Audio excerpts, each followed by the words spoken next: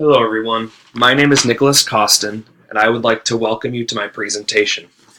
This is the final presentation in a series for the course EVSP 501, Environmental Management at American Public University.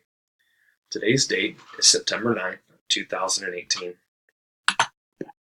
Today's topic for discussion is the management of the growing coyote population in the face of continued urban sprawl. The instances of coyote attacks on humans, coyote sightings, and coyote attacks on pets are on the rise. This initiative focuses specifically on Arizona. The vision of this adaptive management initiative is to allow for ethical coyote management in the face of urban sprawl. This plan will strive to achieve a balance between public education and other management action, where the ultimate result is a sustainable, long-term coexistence between urban coyotes and humans. The first alternative to discuss is culling by governmental agencies. While this alternative can be effective, it can cause public outcry.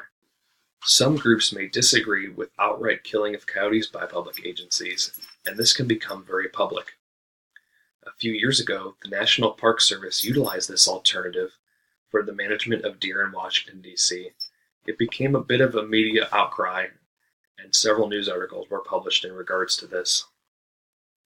Next, hunting incentives can provide for a valuable way to reduce the population while maintaining a bit lower profile. Arizona is already a state where coyotes can be killed without a permit.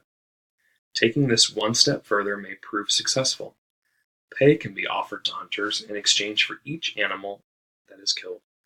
These incentives could be put into place in selected areas where the issues are the greatest. Public education combined with hazing can reduce the public outcry for management of this nature.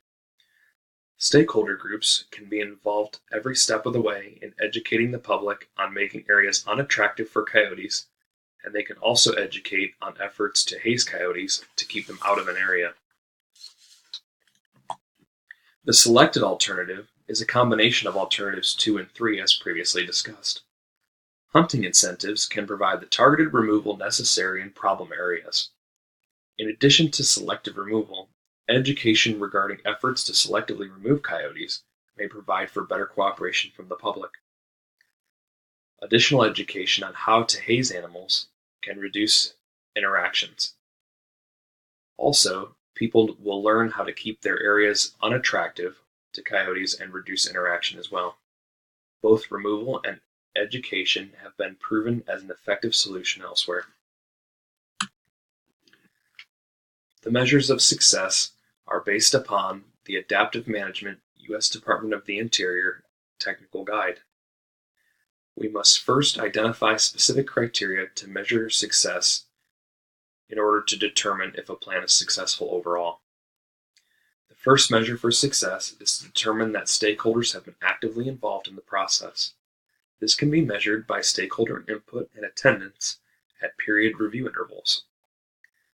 This adaptive effort allows for annual review with a revision every 5 years. At the annual mark, stakeholder input will be cataloged to determine if all stakeholders remain engaged and in attendance.